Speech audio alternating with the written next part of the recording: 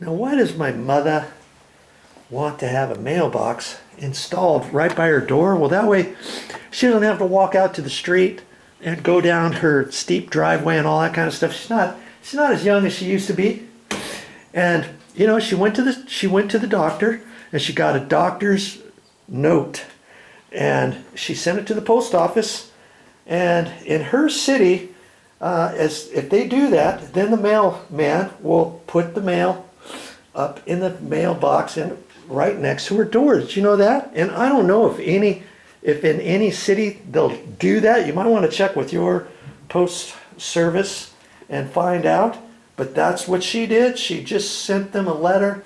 And now, before I put this up, obviously, she had this little garbage can out here, and the mailman for the last week is putting her mail up in here. When the mailman goes to her mailbox out at the street, whoever the mailman is, there's a note in there. Take mail up. Do not put mail in box. Put it up in the house or whatever. Take it up to the house.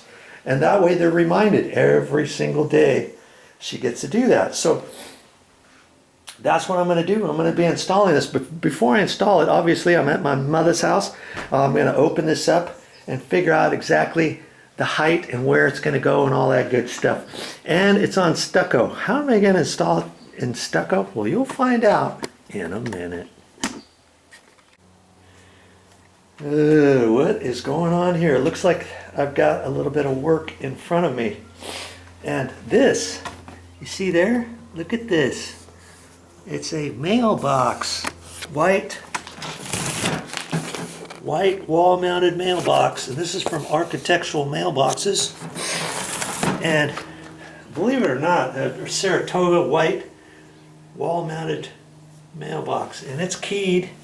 We went around to 2 different places, went to Lowe's, looked at their mailboxes, locking mailboxes, also went to Home Depot, and we ended up with this one here. I mean, they range anywhere from $40 to $55. This one happens to be about $55. I'm going to be installing that right here on the wall. And if you want to watch that, that's what this video is all about. And you might be interested with the details coming up. Okay, the boss lady, my mother, she wants it 11 and a half inches off there and 40 inches up to the bottom. Now, I don't think there's any requirement as to the height restrictions or anything. And yours could vary. You're just going to have to decide what is the most convenient. Like this one here, this door swings out. Other ones swing from the top down. Other ones swing from the right to the left instead of left to right.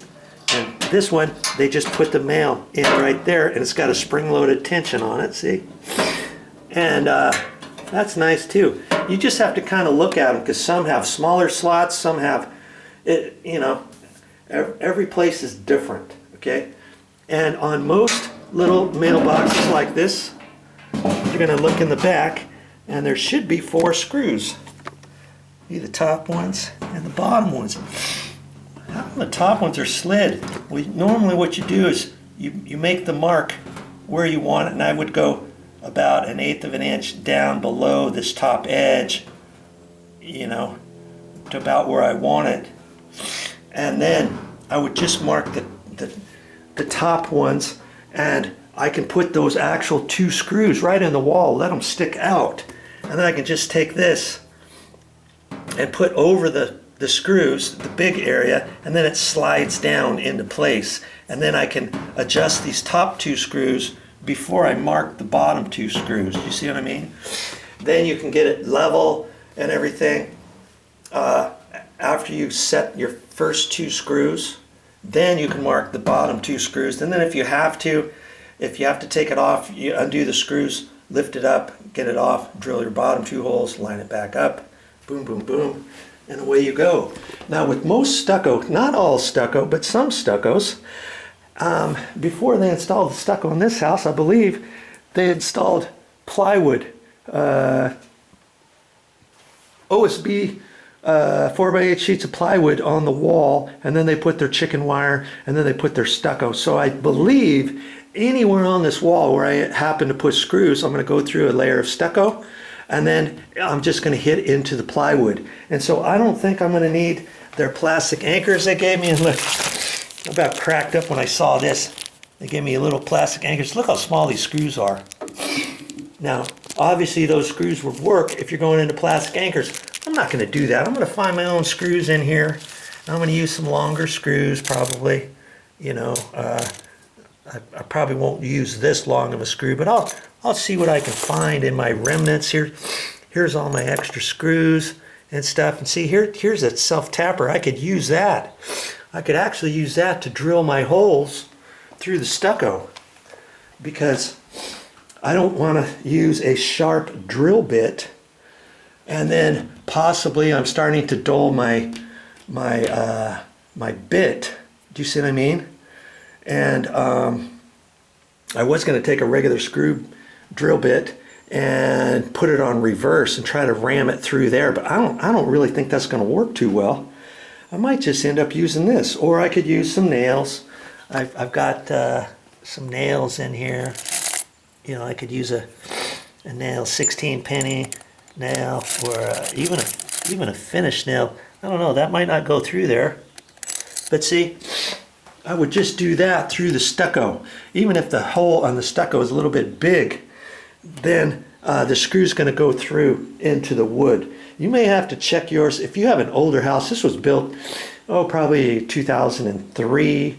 If your house was built in the 60s or the 80s, even the 90s, chances are you're not going to have any plywood behind here. And you're going to have to drill a hole the exact size for plastic anchors. And you could use their plastic anchors they give you, or you might have some different type of plastic anchors that you can install in there and do whatever, okay?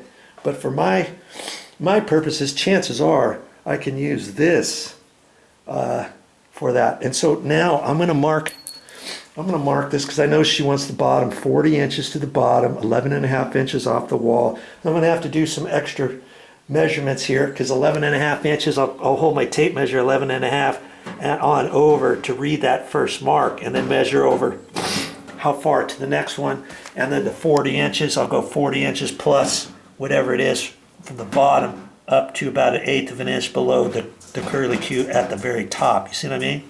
That way I'll get the two top screw holes where I want them, and I've got a level here too. It's always best to get your level marks, because you don't want to measure off of your concrete, because on your concrete, usually like in here, this is all sloped. This is sloped from here on down, so that when it rains, the water goes on down that way.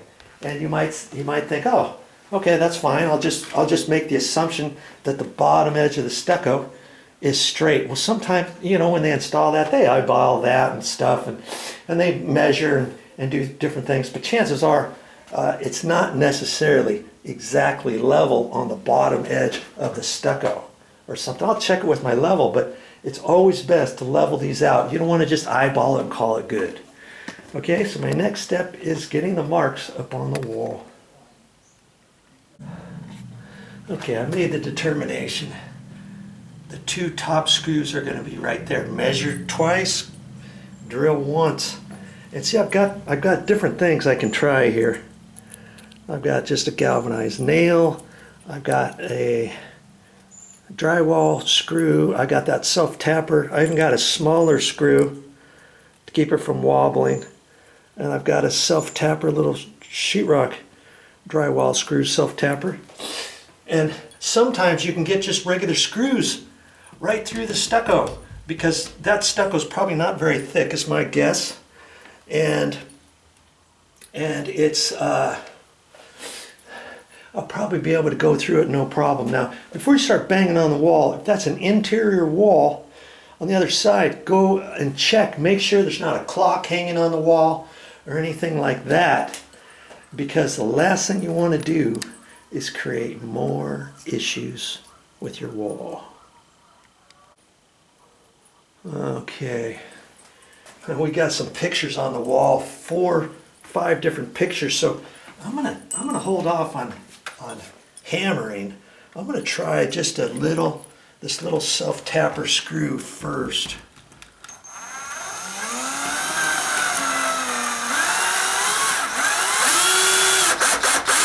Look at that, went through. Now, I didn't feel anything, so it might be between the stucco and the OSB plywood. There could be a layer of foam in there. I'm going to take a longer screw, see if I hit that plywood like I think there is in the wall. I don't know. There might not be anything. Let's take a longer, let's get a longer screw.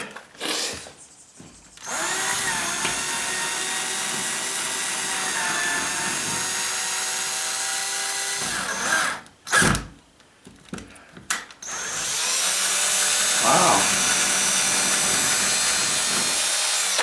That's pretty far without hitting anything. I've got a long nail here. That's about the same length as the screw. Look at that.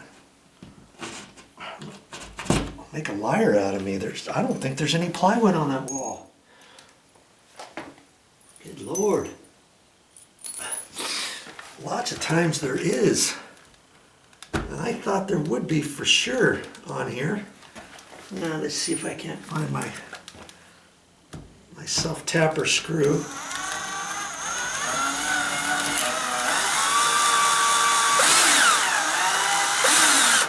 See, that's just going right through the stucco. Now, if this stucco was 30 years old, or built in the 90s, 80s, there could be 3/4 of an inch of stucco or more. You might not be able to do it as easily. I'm going to just take a long one and see if it hits anything. Chances are it's not going to, right?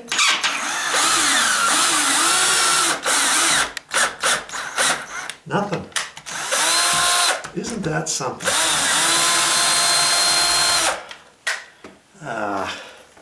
That blows my whole theory out of the water. Okay, so maybe it's a good thing they did give me these little plastic anchors, and I may have to make the hole. Probably gonna have to make the hole slightly bigger than that, and boy, I've got a little bit fatter screw. Maybe I can make the hole a little bit bigger with that.